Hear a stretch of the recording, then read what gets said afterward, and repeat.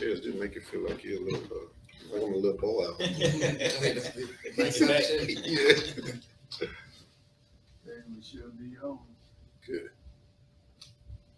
Might have to speak a little loud, but I gotta let me know how to adjust everything up.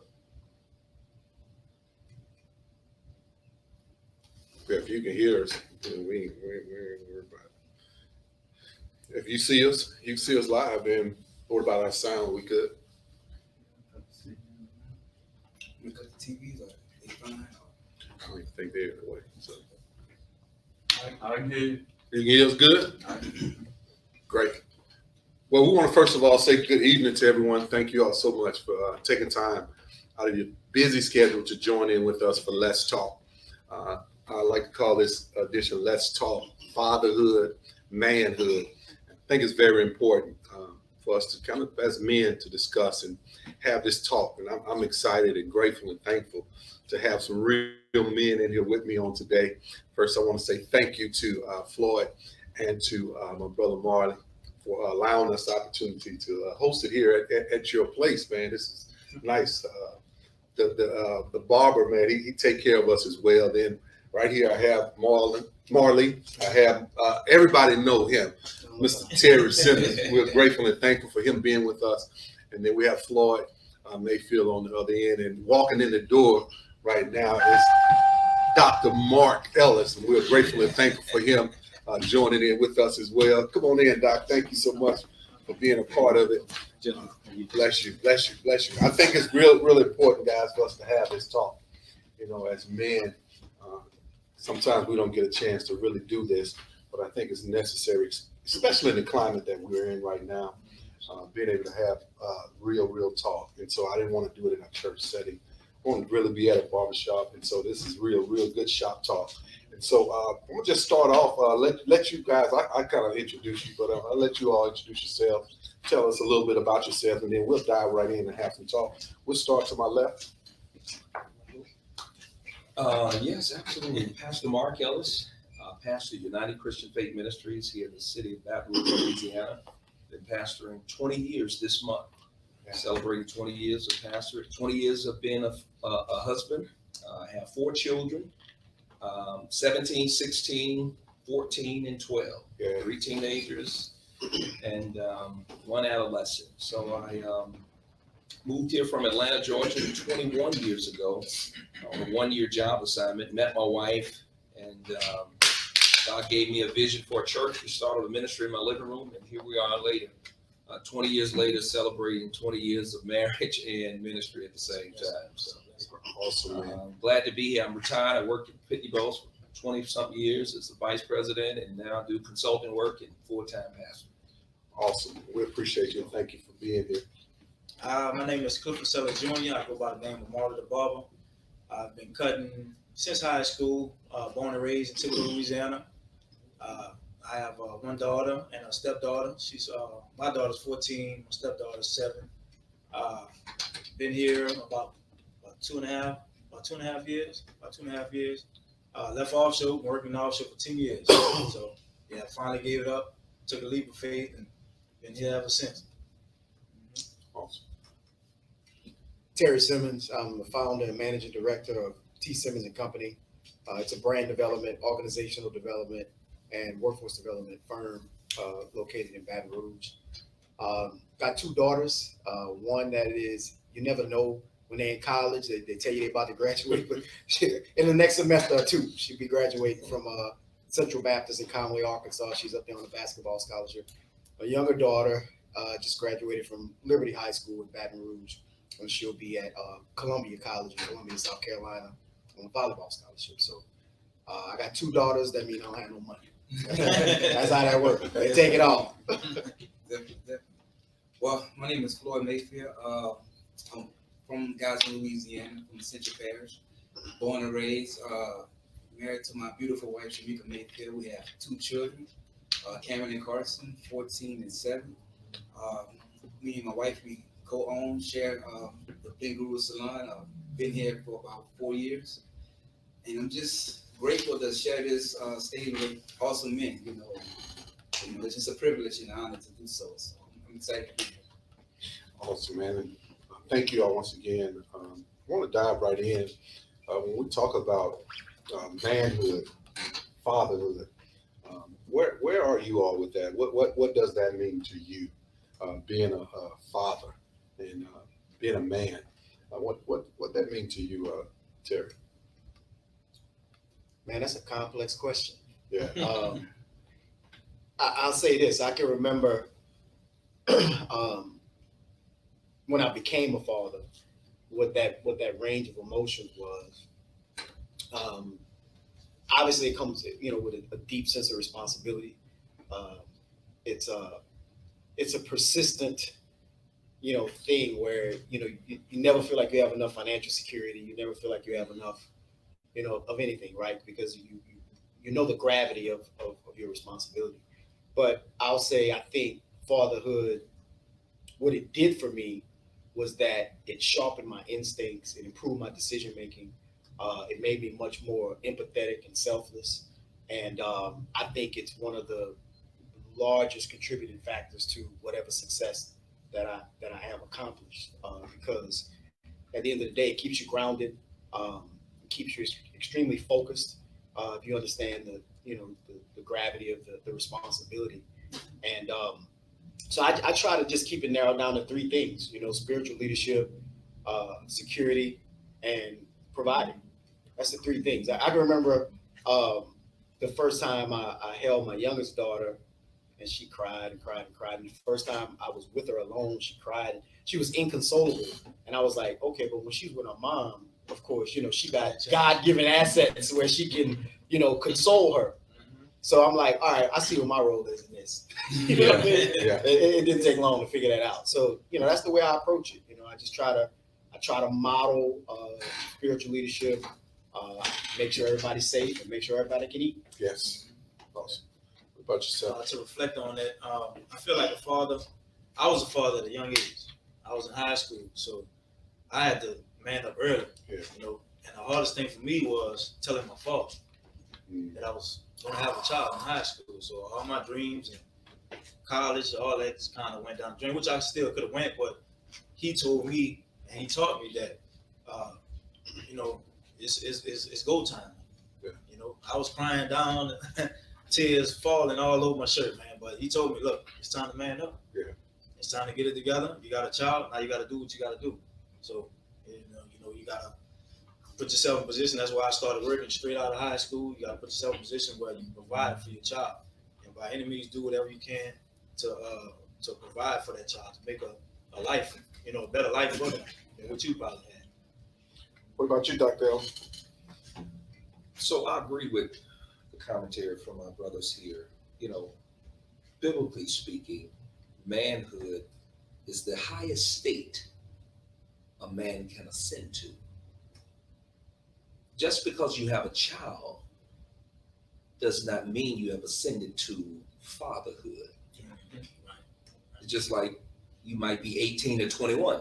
That means you've reached the state of manhood, the state of being. And not to be overly technical about the words, but you understand kind of where I'm going. Therefore, if we embrace the concept of fatherhood, then fatherhood is a privilege that God gives us to father his creation, right? And then you consider the roles God defines for a father in the Word of God, biblically speaking, again, God being the ultimate father, right? The role for us is the role of a prophet, where we have to speak over our children. We help give them identity, right? We give clarity in the midst of uncertainty. It's that of a priest. We're consoling. We represent God the Father to them, and we represent them to God the Father. We bring them to God. We pray for them. That's a priestly role, right? And then that of a king. You talked about that provider. Your children look up to you. You're the king. As a little boy growing up, no one was stronger or bigger than my daddy. We'd have school conversations in elementary about whose daddy was the strongest. Who daddy made the most money, worked the hardest, that type of thing. because, my father carried himself in a way that I saw him as a king. Yeah. And I think that is the mantle God gives to us if we're willing to receive it. Our hearts are open. And so that's fatherhood. I've grown in it. Yeah. To my brother's point earlier, it's humbling, right? It keeps you grounded, as you said earlier.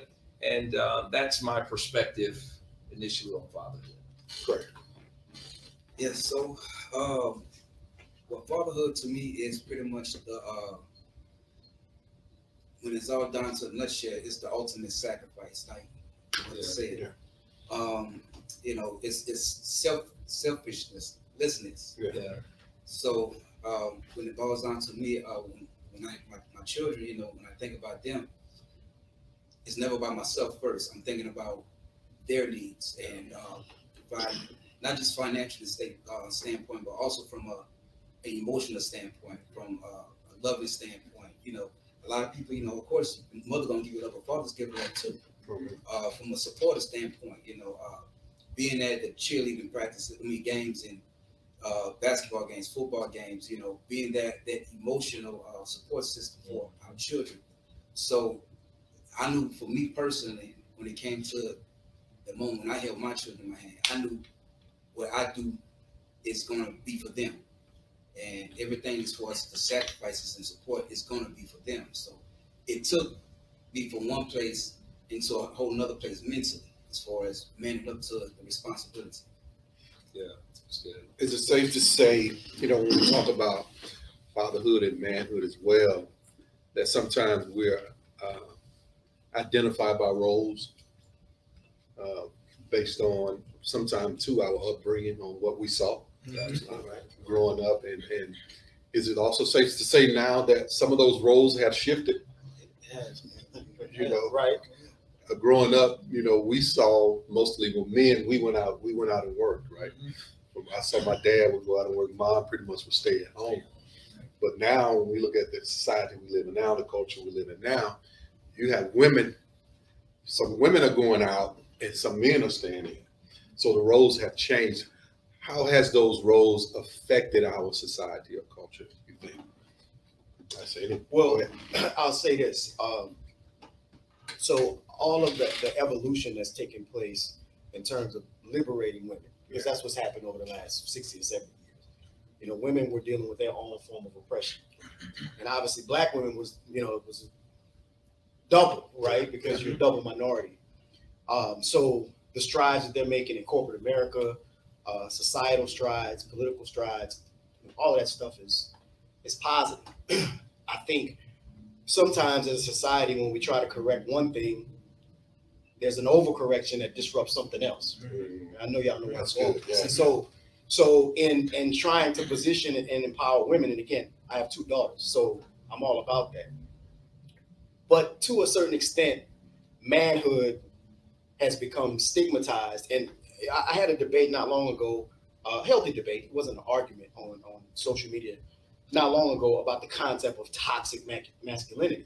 And I'm like, if it's toxic, then by default, it's not masculinity. Right. You know what I mean? Right. And so I think that's some of what's playing out right now. We're trying to figure out as a society, how much of, what happened pre-1960s do we want to take with us into the next millennium, Right. and what do we want to leave behind? And so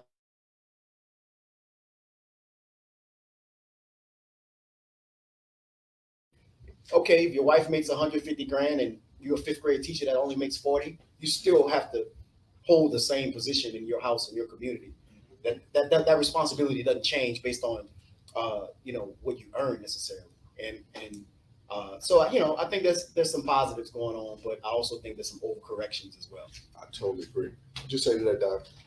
No, I agree completely. I was reading an article on feminism and the movement. There's always movements in society, in particular, as the culture changes. Culture is decided by what leadership pays attention to and or what it fails to pay attention to. That's formal leadership, whether it's corporate leadership, the marketplace, the synthesis of business, government, and education. Those leaders, what they define as important, what's not. And then informal leaders, fathers in the home, mothers in the home, community leaders, what we define as important. Some of the challenges we face today is because of the passivity of men. Not to be, again, overly technical, but I can be biblical here because that's my passion. If you look in the Garden of Eden, Adam's, the sin of passivity, the sin of inaction. The Bible says Eve was deceived, Adam wasn't. Right. God had already given him the instruction. That ain't your buddy. I done laid down what the expectation is. And he couldn't live up to the expectation. And of course, once he gave in to the deception, then he turned around and blamed the woman. But God had already established his order, right? Yeah. That man would be created from the ground, and he's going to pull the woman out of the man. He didn't go back to the dust to make her. He wanted there to be a sense of oneness. He made the male first because the male is the seed carrier. In every male is a nation, seed. Yeah. There is no life without seed. Yeah. Yeah. And so it does not mean that the male is more important than the woman, but God in his infinite wisdom wanted a correct picture of himself. And he didn't have it with just the male. You don't see God until you see manhood and womanhood. You see masculinity and femininity, if you will. You see both coming together. Now you have the correct picture of God, because there can be no reproduction in the earth without man and woman. Yes. God is self-existent. He can reproduce within himself. But also God is obsessed with oneness. He exists in three. Does that make sense? Yeah. So God created the established order. We get off when we don't pay attention to order. And we can't self-correct until we go back to the established order, if that makes sense. Yeah. So that's our challenge today. What ideology will we embrace to fix our pain? Because at the same time, to my brother's point, we have tremendous gains in the marketplace, but we have tremendous losses in the institution called the family. Yeah. Because it's there children find identity, Sorry. self-worth, and security. And we see many are seemingly searching for it, coming out of houses, but not homes. So they're searching for identity. That's why there's so much experimentation going on. I don't know who I am today. So the government is all but say you can be a man today and a woman tomorrow and come back and change it next week. Identity. Fathers define their children. If the seed come out of me, it's my job to tell you. I agree. My daddy told me at 13 years old, you a man, boy. Yeah. I ain't giving you nothing. Right. He treated me like a man. Right. When I saw him, I saw myself. Right. Does it make sense? And it's the same for a father giving his daughter identity. Because if he don't, it's a high probability she's going to struggle to find that identity. And she may look for it in the wrong places. In the wrong place. What happens when you just stated, the father is the one that gives that identity, but what happens when the father is absent? You see what I'm saying? Another challenge. Exactly. Yes, that's even a deeper challenge. And when I say absent, a father can be present in the home and yet still be absent. Absolutely. Right. And so that's something that even myself as a man, as a father, as a husband, as a pastor, and all that, trying to balance that, right? That you don't give too much to something else and less to something. Right. So you got to learn how to balance that, because you can be in the house again, but yet still absent. Exactly. And so again, when we talk about this manhood piece, what was your identity, what you saw growing up as a man from your father, whether they was present or absent, how did that affect your life? So, backstory: never met either of my biological grandfathers, right? So, on my mom's side, he died abruptly from cancer while she was pregnant with me, my dad never met his biological father. So my grandmother fled that situation, is the way it was described to me, and got remarried. And so Johnny Mack was the man that, you know, she remarried. So that's the grandfather that I knew. He wasn't my biological grandfather. So my father, cool brother, creative, heart of gold, just didn't know how to be a father. And I'm not just talking about financially. He just, whenever he was, you know, I guess in a sense forced to spend extended periods of time with us, he didn't know how to relate. And my stepfather, my mom divorced my dad, remarried when I was, I think, 5 or 6. Amazing provider, a model of consistency, but is from the silent generation. So we know how men from the silent generation, you know, how they perceive manhood, how they perceive father, right? They work, they come home, get the big piece of chicken, grab the remote, and this is what it is, right? So I learned a lot from him from observation. You know, his emotional intelligence in the sense of being, I guess, steadfast might be the word, unmoved by what was going on around him. He was always focused on, you know, I got household account for him. So he didn't care if it was Bayou Classic or whatever who was doing for Essence. He didn't care about that. He cared about the stability of his household. And so I just took the best of what both of those images brought to the table, right? So I took my dad's charisma, you know, his creativity, his love of people, his compassion, and I took that with me. And my stepdad, I took his work ethic, I took his consistency, I took his temperament to some extent, just being even keeled, and took that with me and decided whatever else that I didn't get, I was gonna formulate and then pass on, you know, to the next generation. So, and I didn't say this in my introduction. So because of that experience, my oldest daughter, I adopted her. I never married her mother, but I adopted her because someone essentially did that for me. Does that make sense? So I can remember when we initially started dating, and like any other responsible, quote unquote, single mother, she was very conscientious about not allowing anyone to interact with our child that wasn't going to be around. And just by life circumstances, that kind of accelerated with us early on. And one day, she just randomly called me daddy. My mom panicked. And in an instant, true story, in an instant, I said, don't worry about it. If we don't work out, but I don't know that I knew I was saying. I was in my early 20s. But I honor that, is my point. Because someone essentially did that for me.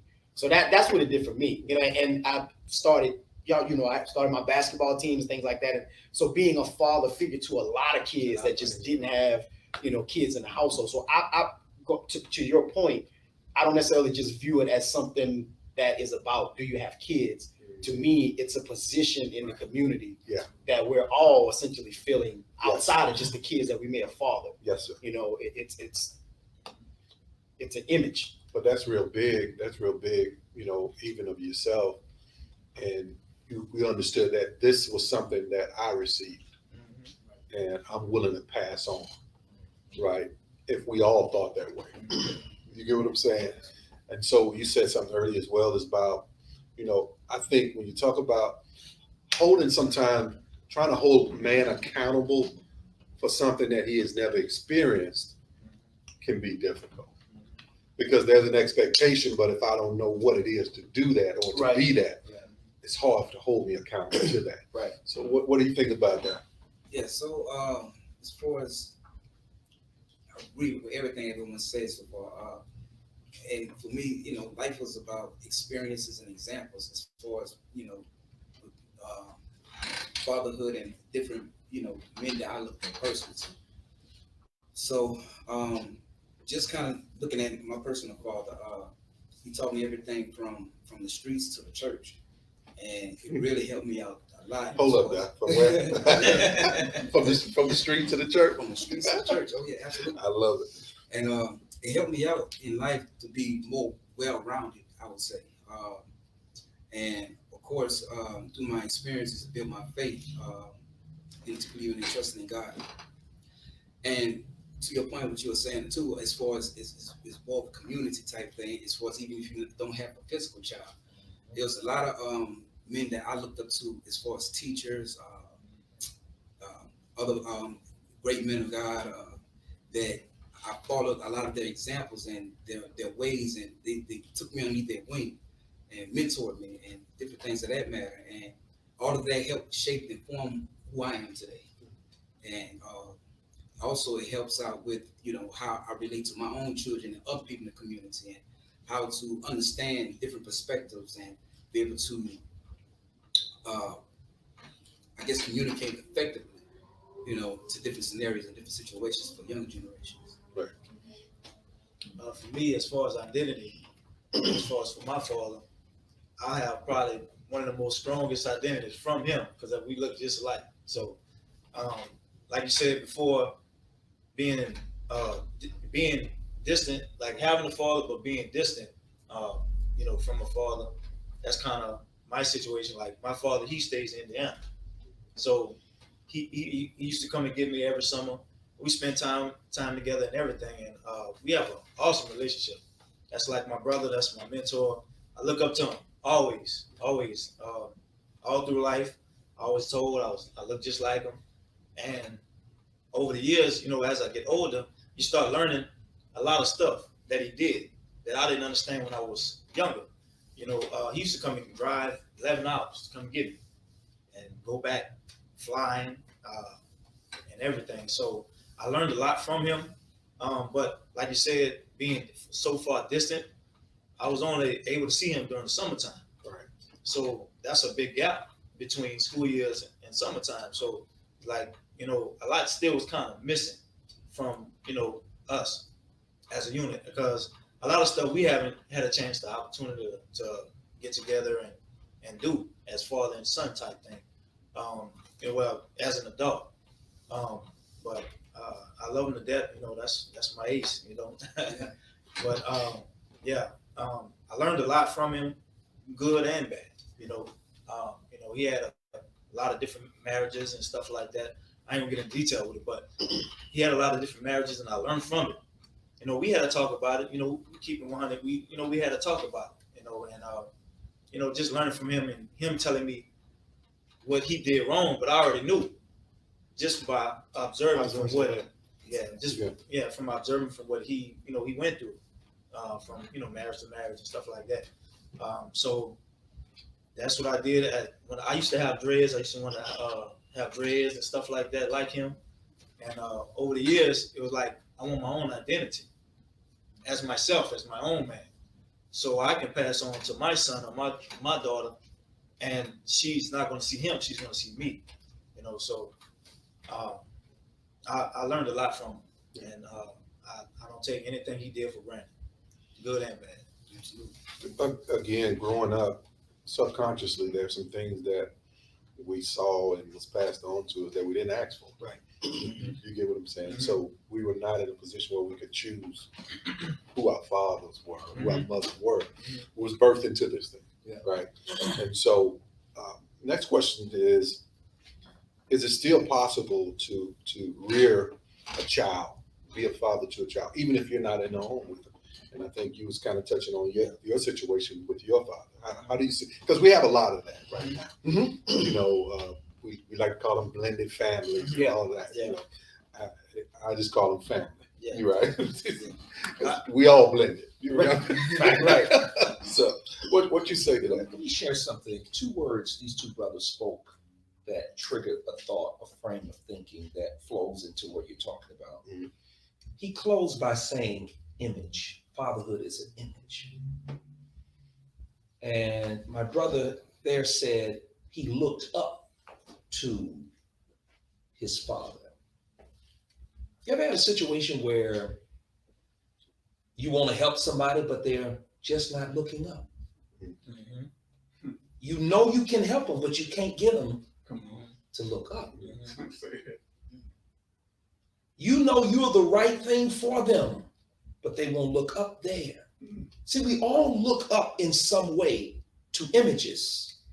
It's like you see guys looking up to fake images of so-called rapper who are thugs and they want that life. It's like, why are you looking up there? Right. Yeah. And here's the master key, what I've discovered. You talk about my father, the role he affected subconsciously. You know what my dad did for me? And I'm 50 years old and I'm looking back and I'm seeing this. He helped define my goals. Like I wanted to be a man like him. I wanted to be able to do multiple things. Like my dad, I thought he could cut hair, because it was 5 boys and 3 girls. So wasn't no going to the barber. So he had clippers back there, and I thought I was okay till I went to school and they started talking about my cut, my line. He was old school, take it all the way up around here. We used to call it Dr. Ice. Yeah. So I learned how to cut hair. I learned how to drive trucks, dump trucks, forklifts. You follow me? Yeah. He looked like they call that mother wit. He could do everything. It's like you got to have your own family. You got to be the man. You got to be the provider. And so that was that goal I had, right? Subconsciously, he's defining my goals. And here's the master key that we even teach in corporate America. Your goals define your mentors. Yeah. Your mentors don't define your goals. Until we can help people create and define their goals, get them to want certain things, they won't look up to you. Yeah. Does that make sense? Yeah. Your goals. So if you say my goal is this, and that, you're gonna go out and find those mentors to help you get there. But if we try to start with the mentor and there are no goals, it never works. So it's like, how do we get people to want certain things? And he spoke of image. What they see early. Yeah. Their belief system. Sometimes we can be the right image, but we're not visible.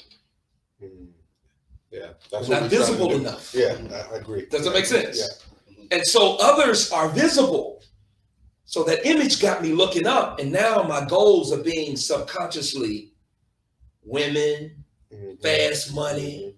You follow me? Yeah. Wanting to come easy. Yeah. Man, forget school, forget learning a trade, forget, stability, security. I like that fast life. Where did you get that from? Right.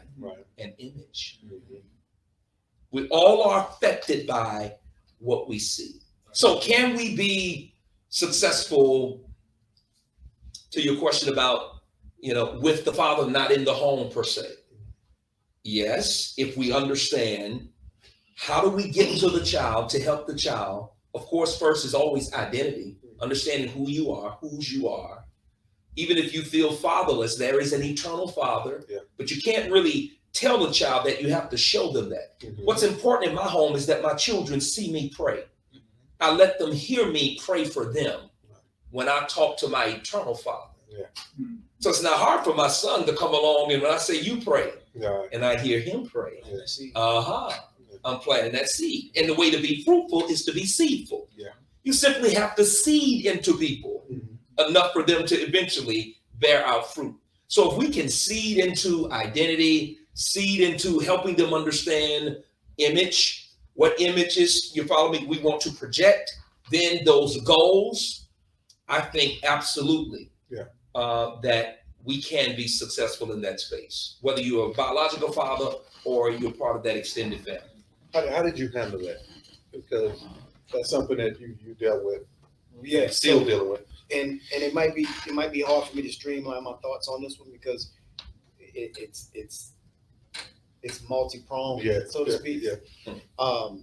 But I'll say the first thing was that when I decided to move on and I knew that the relationship wasn't going to work for either of us, right?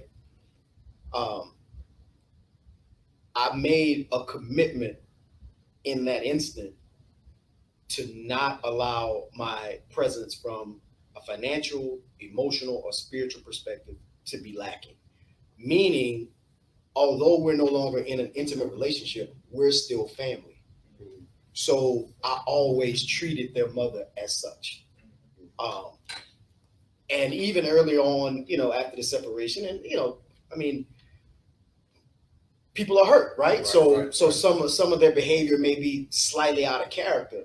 What I think a lot of men make a mistake is that they quote unquote match that energy. Right, I agree. Once you match that energy, you're setting the stage for you to be alienated, for the duration of that child's life.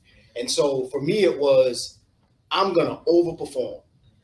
So we're not going to have to go to court about nothing financial because you already know, right? Right. You know, what I'm doing is far beyond whatever my legal responsibility is. But that's not the threshold that we're trying to meet. We're trying to do what we would have done if we were there. I agree. Right, which is the reason why when, you know, in this environment, and I'm pretty sure you hear these conversations, when you hear a brother, you know, that may be making whatever good money is and say, man, they taking $850 out of my check, and I'm thinking, come on, brother, that's not even covering daycare. Yeah. You understand what I'm saying? So financially, and then on the other side, so 17-year relationship, so it was another woman that was a part of raising those girls. Yeah.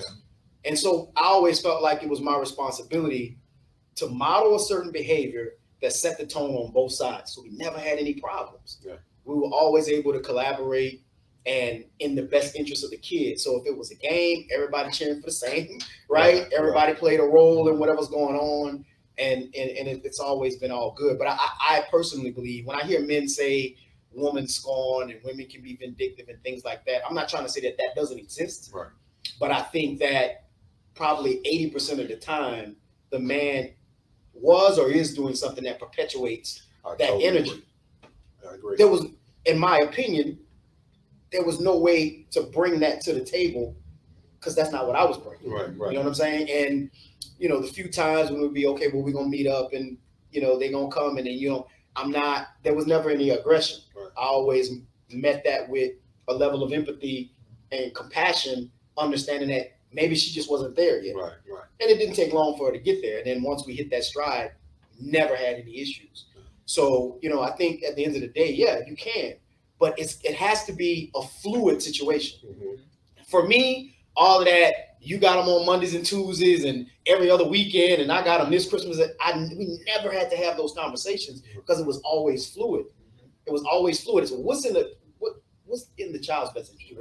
Right. You know what I mean? So if I got more flexibility and there's this practice and that, you know, tutoring and whatever's going on, and, you know, she needed to be with me for 2 weeks, then she's with me for 2 weeks. Mm-hmm. You know what I mean? And you know, there was just never those barriers or those, you know, overly structured agreements that I think sometimes hurt the relationship. Yeah.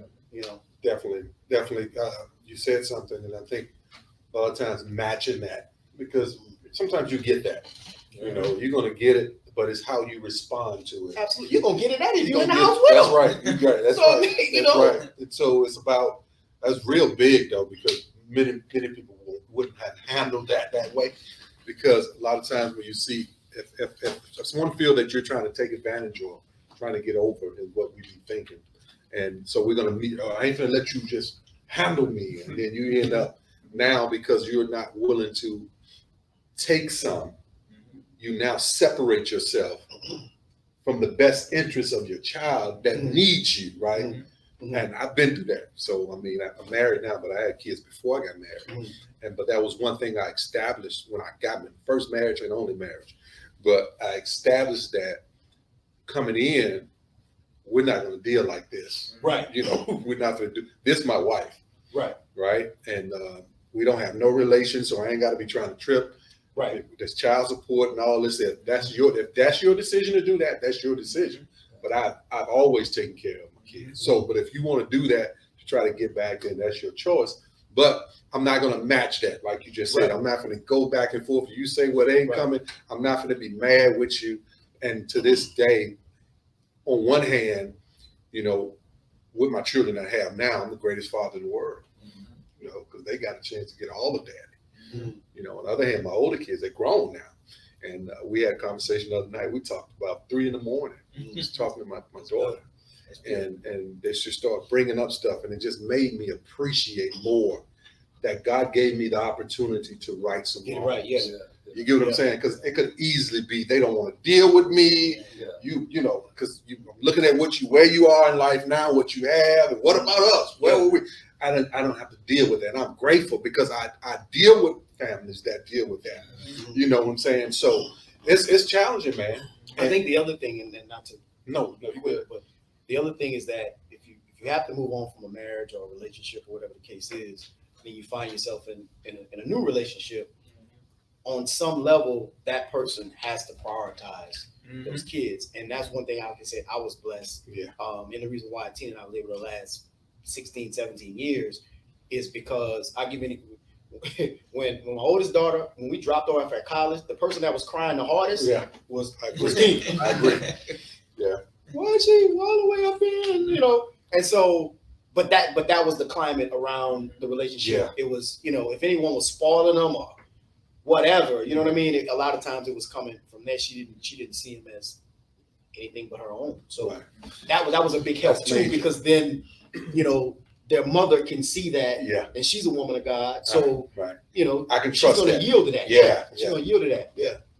How do you think financially, if a man is not stable, how you think that affects him as a man and as a father? Well, I mean, finances is very important. I'm gonna say that, but I just believe this: if you're working, you should be supporting your children. That's bottom line. If you're not working, you know what I'm saying, you should be hustling, trying to legally though. Hustling. Make that I plain. gotta clarify that. Hustling to make sure you provide for your children, you know, as you doing for yourself, you know.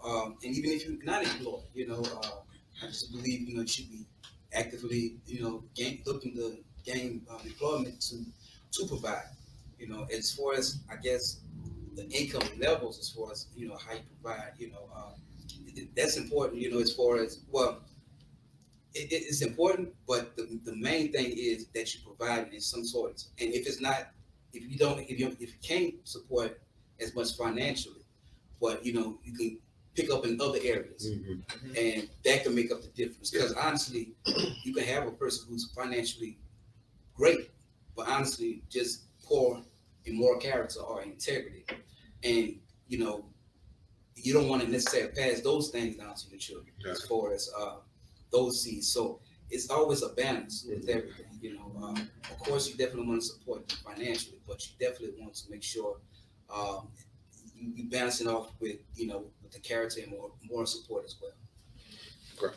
What if you know, from a husband, even wife standpoint, you know, even being in the home, now some women are financially, you know, from career, they're making a little more money than the man. So do you think that can affect, you know, the dynamics of that relationship?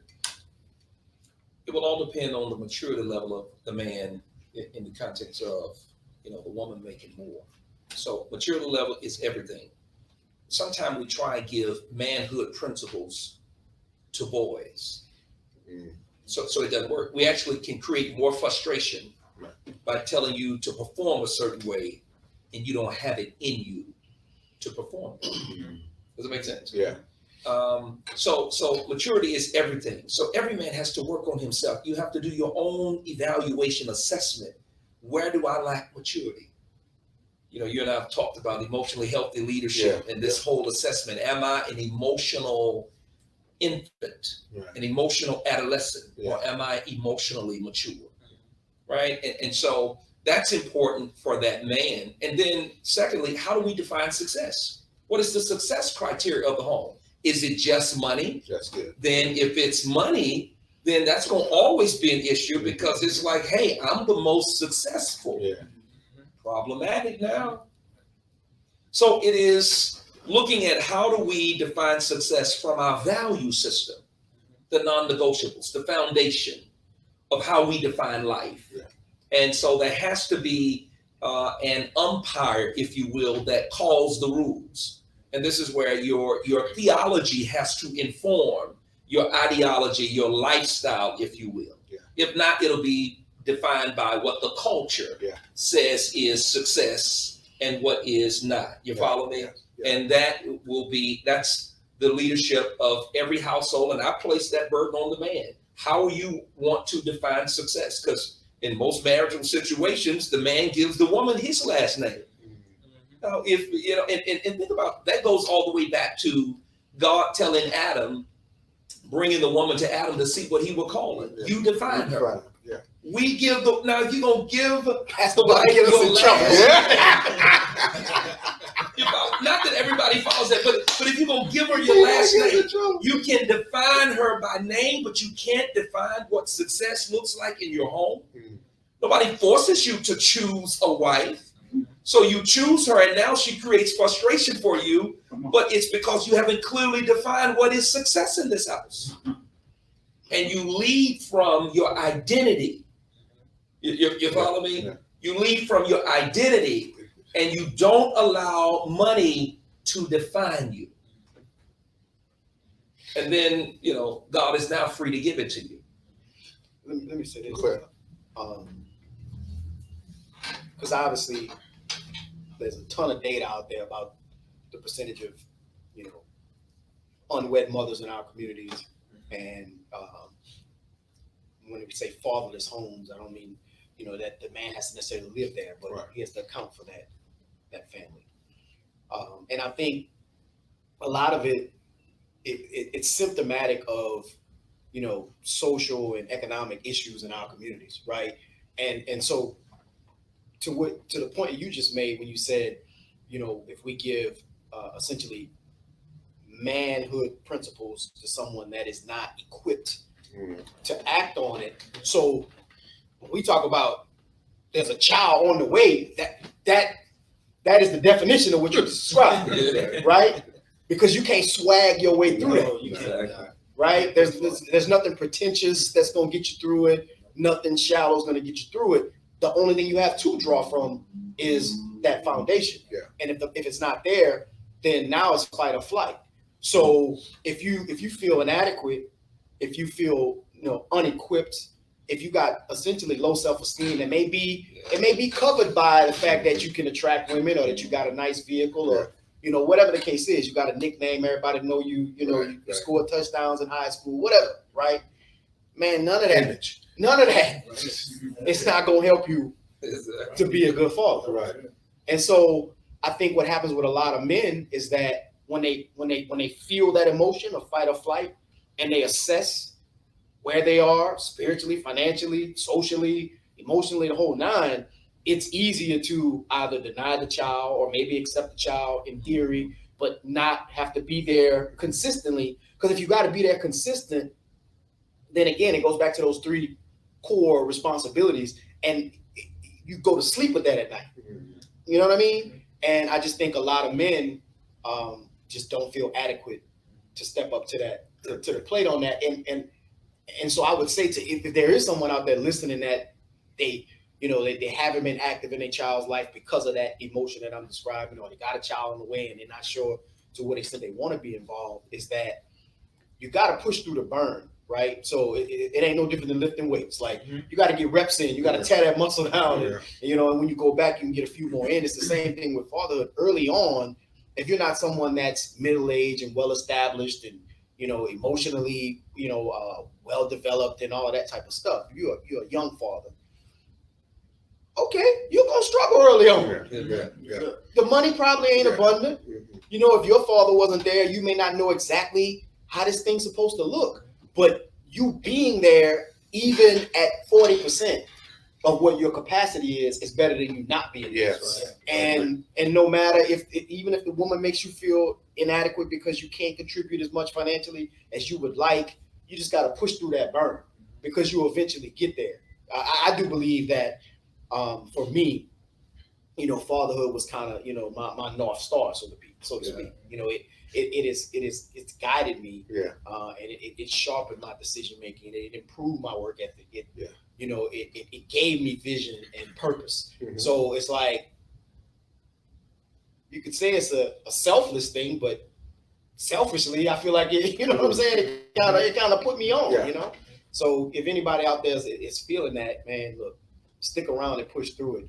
You'll eventually you'll figure the money part out. Yeah. But if you're not there, you can't make up for that time. Man, you can't get that back. And to add, I'm sorry. Go ahead. No. And to add to what y'all said, pride.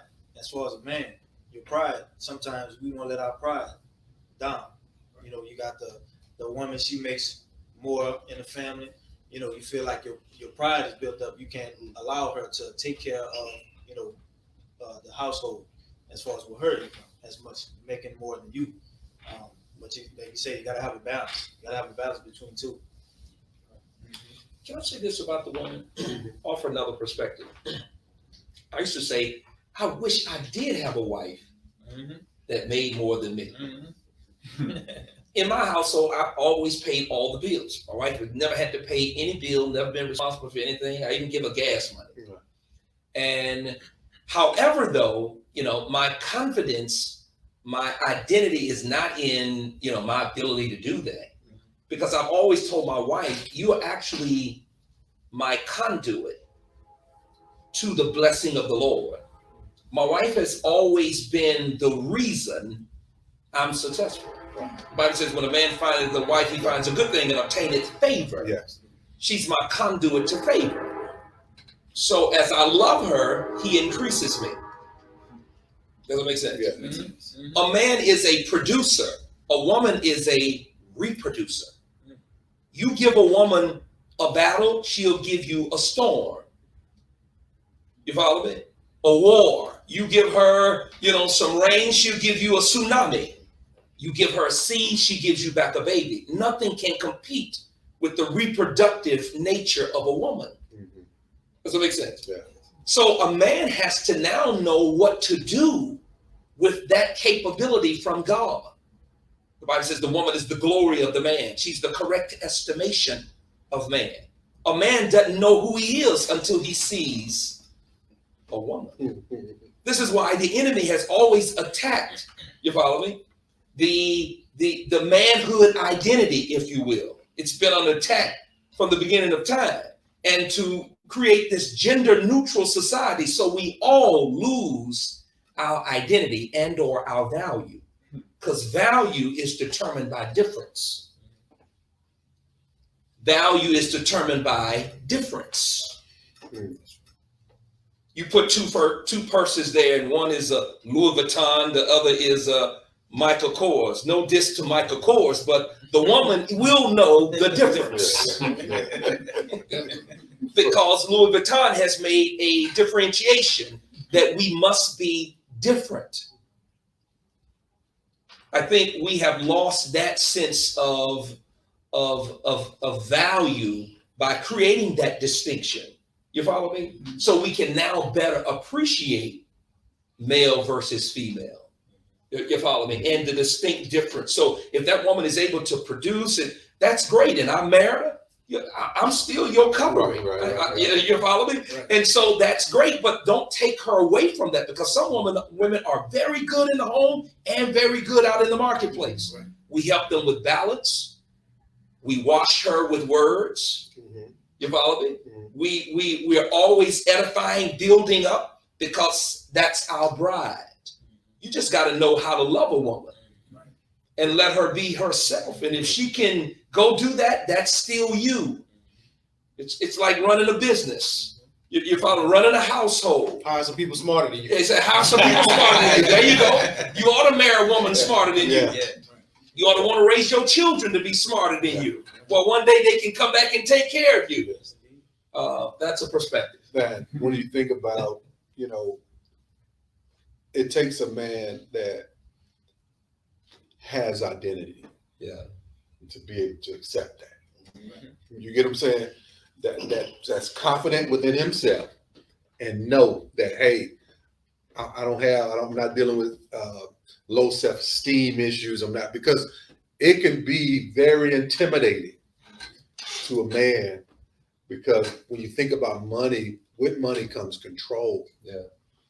And leverage. Yes. And most men don't want to be under the thumb of that woman if she's a little more financially successful. And that's why you hear some women say, well, financial women say they can't find men because most men are intimidated, by them. Not all men. Right. But that's what's being said. And so I'm working on where you are, though, Pastor. You started something right. That's well, how important, and we're gonna wind it down. How important is faith? How important is faith? Relationship with God to you being that father and being that man. It's very important. when I look at somebody, when I look at a man, I want to see God in him, and that's gonna trickle down from the family to the family. Because the man, like you said, the man is gonna lead, the woman gonna follow. So that will, trickle down the family, and yeah. What do you say to that? Without faith, then it would be my responsibility to come up with all the answers, and I don't have it. Yeah. So that's the source. Yes. You know what I'm saying? Yeah. That it's very simply put. That's the source. Yeah. In all areas. Faith is very important, first and foremost. And as I grew into my young adulthood, and as I started getting more teachings as far as about God and the faith, it really showed me a true example of what a father does. And pretty much the definition of a father is, providing or taking care of their children by any means for the most part, So just looking at how,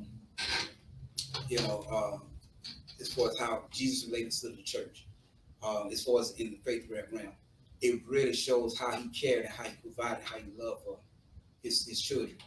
So through that example, as far as how faith is important, it gives me a model, even if I didn't necessarily have a physical model, to really model behind as far as how God went about with us. Yeah.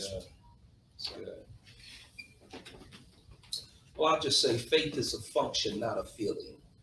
And to everyone's point about God being the source, faith is exemplary in how you carry yourself.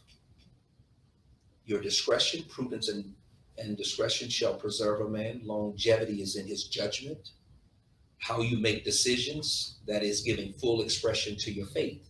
When you take risk, launch a business, because you're in covenant, the God of the Bible. Now, of course, there's faith in many things, but if there's faith in God of the Bible, then the God of the Bible is a God of covenant. So you now have a covenant with God. Yeah. And once you understand the covenant, then you give full expression to your understanding of that covenant, your faith in the one who keeps his covenant, looks over his covenant, and how you take risks, how you say, let's go to bed, we ain't gonna worry about that, right? You look in your child's eye and say, you can learn, you can achieve, you will overcome this. Mm-hmm. That's faith. It's the function of giving full expression that I'm in covenant with God. Yeah. And in order to be in authority, one must be submitted to authority. We understand these principles in law enforcement, in the military, but sometimes we fail to understand that in the social order of life. So when we talk about faith, it's great. It's easier to respect a man who's submitted to authority. When I know what authority you're submitted to, then I can appreciate your authority. Yeah. Yeah. Faith is so, man, when you think about, your wife or your children, I can allow, everything is not painted beautifully before my children. Right. I want them to see some of the things that we struggle with. Right. So they can also see how we handle it. Right. Because we're not going to always be here. Right. Mm-hmm. And so I want you to have faith in God.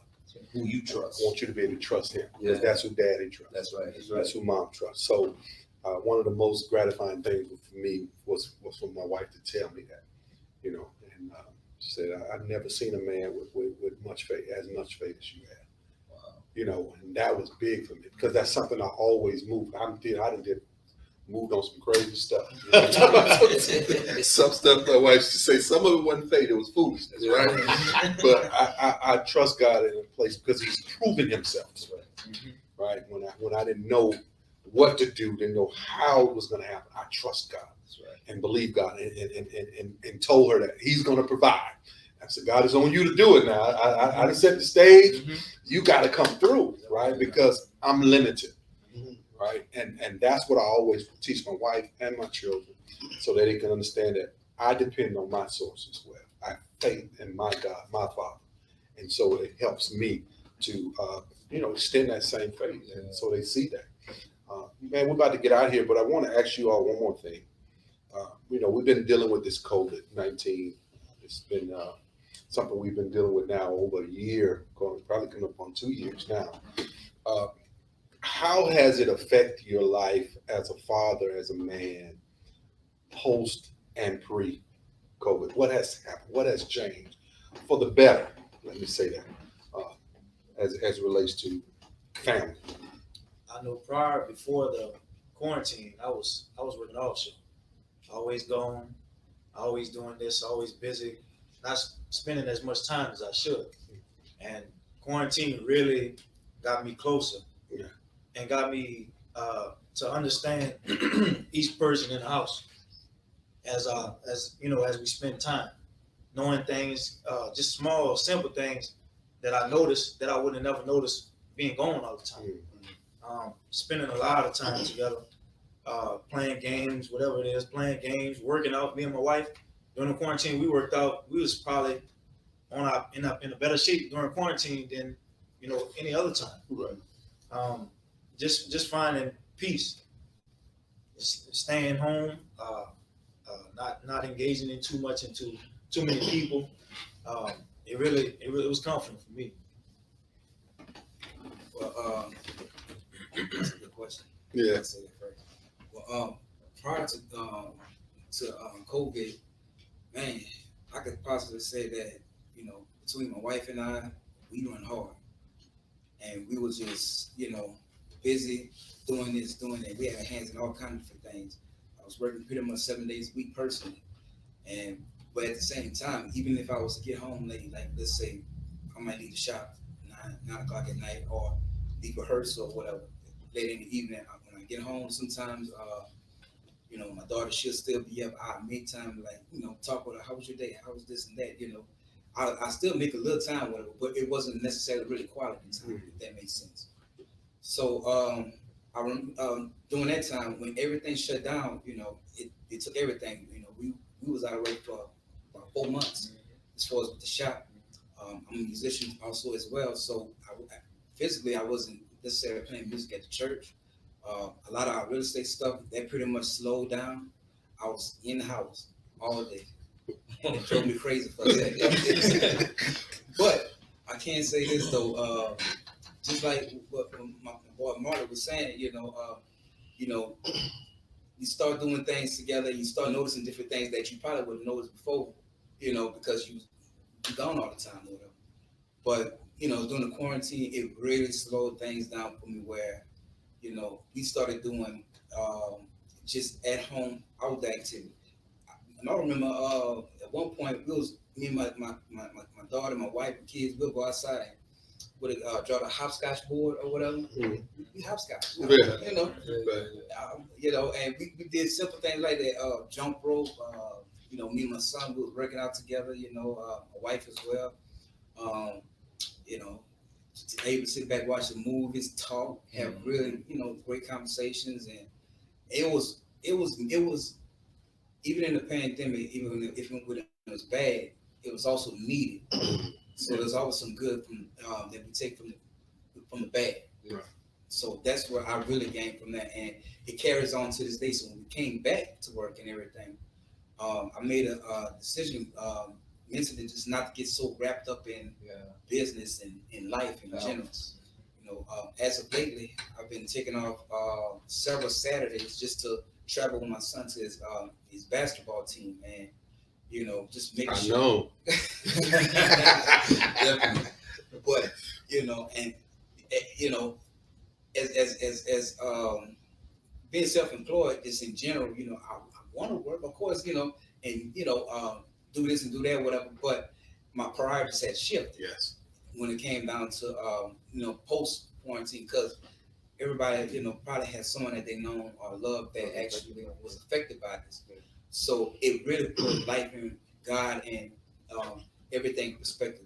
Nothing is really more than this value over this. As far as with your family. So, and that was one of the biggest takeaways as far as with the pandemic. I really brought into my life as far as really getting more of a balance with work and my family, and making that time, not necessarily like I was saying earlier, coming home late at night and checking up on him and trying to get a quick conversation. And all right, I love you, bye bye. That's not that, that's not gonna cut it. Right. Got to do more. So I started stepping up and doing more. I think for me it was because in the teeth of the pandemic, all we had was the moment. We couldn't plan anything. Couldn't plan what we was gonna do with our businesses and careers. We couldn't plan vacations. So all we had was the moment. So for me, I'm like, okay, well, I'm gonna embrace that, and I'm not gonna let it go when we return to some sense of normalcy. Yeah. So I do think that I've learned how to be more in the moment. At the same time, and this might sound like a contradiction, one of the most prevalent thoughts in my mind was that, man, look, it doesn't matter what industries are being eliminated, what jobs being eliminated, what's going on economically. My responsibility as a man doesn't change. So complacency, sometimes, and even when we think we own it, so there was so many different things that I took for granted that I was like, wow, we're not as insulated as I may have thought we were. So I think that's kind of the combination for me, is understanding that maybe we're back to some sense of normalcy, but the world will continue to evolve in real time. You know what I mean? Whereas, we used to be able to set something in motion and we might get 5 years of mileage out, or whatever that is. Pick a topic. It's over for that. Yeah. It's changing in real time. Yeah. So it's like you gotta figure out how to continuously be evolving so that you and your family can be okay regardless of the climate, but at the same time still be present and enjoy the moment. So that was the takeaway for me. Well, I'll keep it brief. One was balance. It affected our family more with balance, right? I'm from the country, so I was glad when everything shut down and nobody was placing a demand on me, and I can get a fire pit and sit out in my backyard and talk to my kids, and then take what God is at work doing in his providence and talk to them about mortality. That he was running the universe before we got here. He'll be running it when we're gone. And then how to deal with the uncertainty of life. It became a teachable moment about how all things can shut down. I had to bury my oldest brother who died of COVID. I prayed for our home that no one would be infected by it.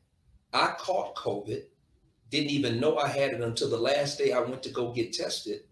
They said, you got COVID in your body. And nobody in my house got sick. So that was a teachable moment about the sovereignty of God, faith in God. You follow me? Yeah. So balance was one, health was one, because I began to now talk to them about having strong immune systems, because kids like to eat junk, and I could never get them to cut out the sugar late at night but that pandemic helped me big time with vegetables, drinking more water. So I was able to talk about health and balance. So it, all in all, God is faithful, and I'm grateful we're on the backside of it. Amen. And for us, it brought balance as well. I always said I never want to save the world and lose my family. That's right. So it brought balance. Me and the wife started riding bikes, doing stuff that we normally wouldn't do. And also it taught me to do some things that I didn't think I could do. Yeah. So we grew in the midst of it as well. When we think about all of this, summing it up, and being a father and being a man, we all need a father to look up to. And whether we're a biological father, we don't have one, God is still our father. Yeah.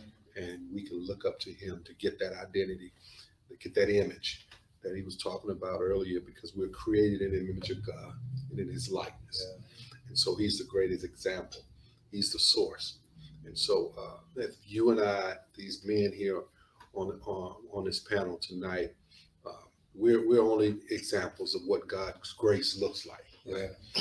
And our goal is to create a platform, more of this, so that we can see some men in a positive light. Yeah.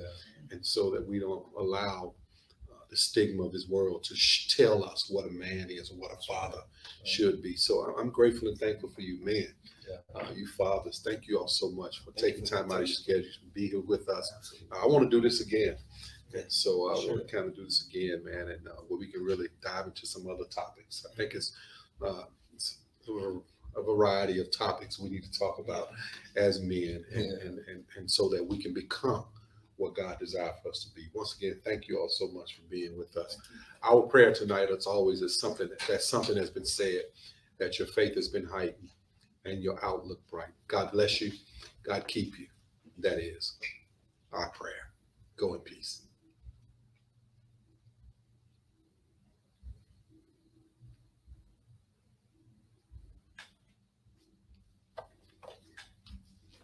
Thank you, gentlemen. Cut. No problem, man. I appreciate I it. sure appreciate you all. Appreciate it. Oh, man, it was nice. Was it good? Oh, yeah. Always a great experience. It's an experience, man. It was an experience for you? I know you. I'm camera shy.